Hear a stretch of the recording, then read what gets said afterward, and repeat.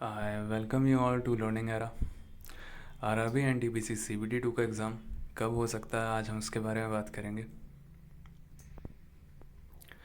तो RRB NTPC ने अभी हाल ही में एक नोटिस निकाला था जिसके अंदर उन्होंने ये स्पेसिफाई किया था कि वो 20 गुना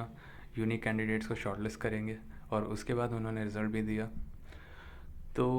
इस नोटिस के अंदर जब उन्होंने ये लिखा हुआ है कि वो करेंगे और उन्होंने किया भी,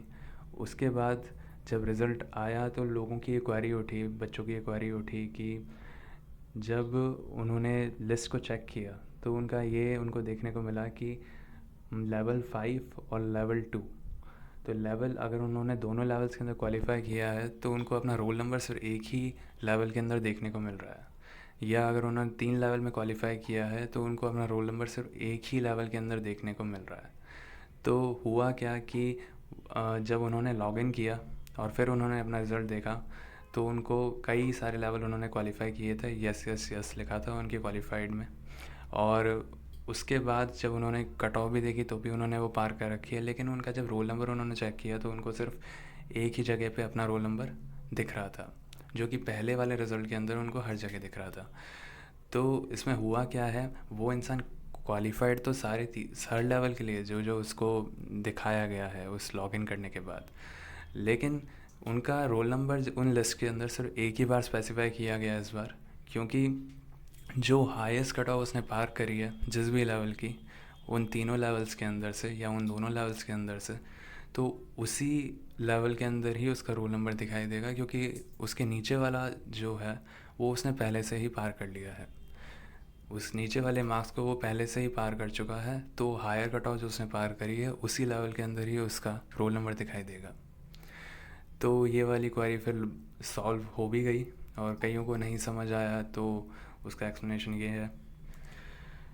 उसके बाद क्या हुआ है कि आरआरबी ने ये नोटिस के अंदर ये भी स्पेसिफाई किया है कि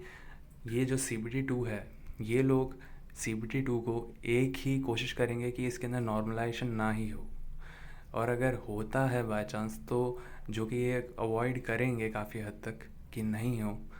ताकि ये नॉर्मलाइजेशन के अंदर जो भी चीज़ें होती हैं, ड्रॉबैक्स होते हैं थोड़े, वो नहीं झेलने पड़े। तो उसकी वजह से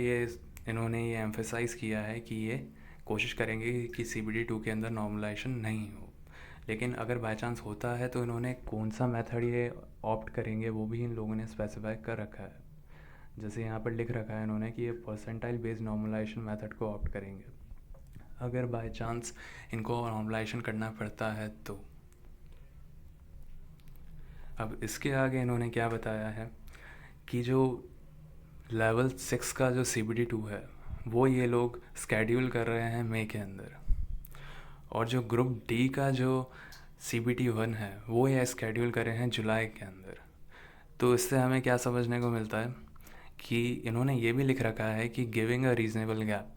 जब ये लेवल 6 का जो इन्होंने अभी तक से लेवल 6 का बताया है कि इस महीने में शुरू होगा, लेकिन चक्कर क्या है कि इन्होंने ग्रुप डी का भी बता दिया है कि वो जुलाई के अंदर होगा।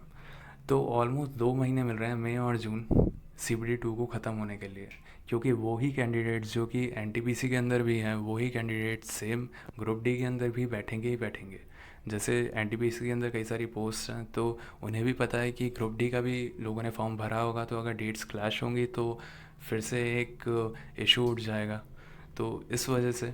जो मई के अंदर इन लोगों ने कहा है कि मोस्ट प्रोबेबली हो सकता है, हाई चांसेस ये हैं कि वो मई के सेकंड वीक भी अंदर स्केड्यूल हो लेवल 6 का सीबीटी 2, और उसके बाद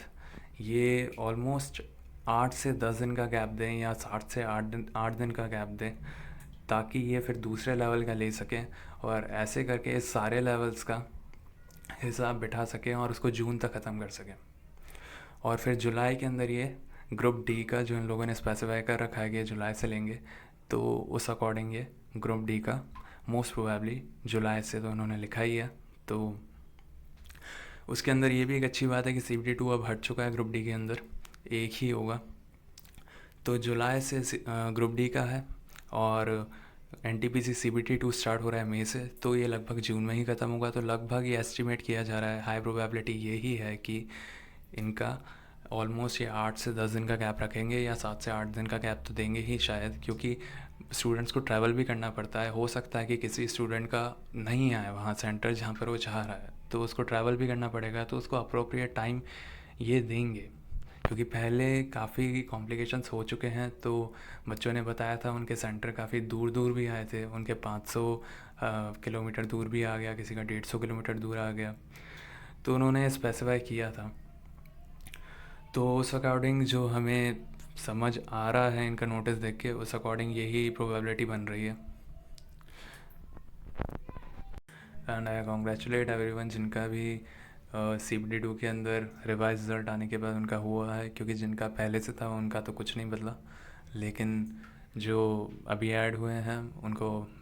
मैनी मैनी कॉन्ग्रेचुलेशंस। और ऐसे ही और अपडेट पाने के लिए इस चैनल को सब्सक्राइब करें।